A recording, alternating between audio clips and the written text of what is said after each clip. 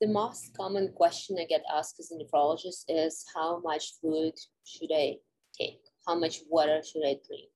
And this is an extremely complicated question because it depends what are you eating and what are you drinking. General recommendation is 30 milliliters or 1 ounce per kilogram of weight. 150 pounds equals 68 kilograms equals about 68 ounces. And if you convert it to liters, it's about 2 liters per day.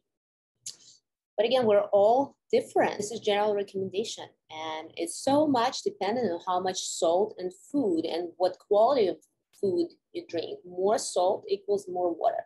Somebody who's in a low salt diet, 8 glasses of water, probably more than enough. Somebody who's taking Chinese takeout for lunch and sushi for dinner, 2 gallons of water might not be enough.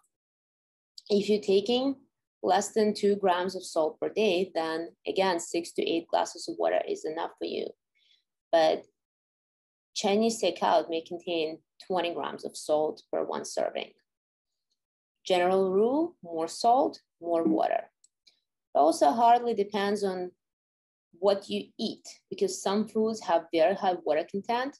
So as you see here, watermelon is almost 90% of the water. So if you eat a cup of watermelon, you almost drink a cup of water. Hence, you don't need this extra cup of water. With the same token, if you eating dry food all the time, then of course you will need more water. Listen to your body. This is my biggest advice to you. Normal body will tell you when you're thirsty, when you should drink. Unfortunately, we stop listening to the body from the very early age, and it starts from the childhood and from the school when you can only drink when the bell rings, or you can only drink when teacher allows you to, or you can only drink when it's a lunchtime.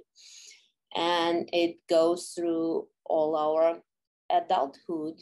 We are busy, we don't have time, so we forget to drink. So as long as you keep ignoring your body, stop communicating to you, or you stop recognizing the signals that your body sends you. A lot of the time people confusing thirst and hunger, and a lot of people would say they're hungry and they would reach to eat rather than drink. My best advice for you is to look at your urine color. Every time you go to the toilet, just look at your urine color, and you see on this beautiful chart, very light, almost as a straw color.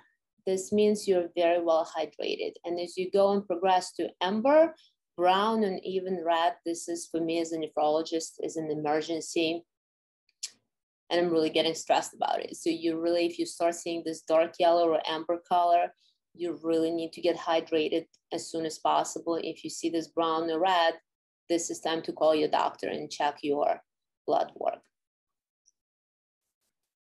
Also, when you see a doctor, ask about urine-specific gravity. This is a very good indication how well hydrated you are.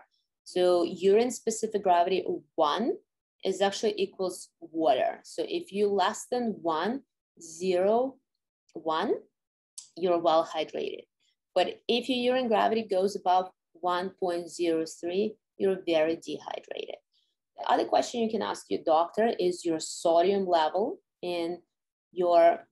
on your blood work. And this is also a pretty good indicator. The sodium level, very normal numbers are between 135 and up to 145 milliequivalents per liter. And if your numbers are higher than 144, you definitely are dehydrated. Listen to your body, talk to your doctor, and be aware that water intoxication is real. It's very rare, but it's possible. And I had at least 1 patient per year who's admitted with water intoxication. And usually it's between 2 different scenarios.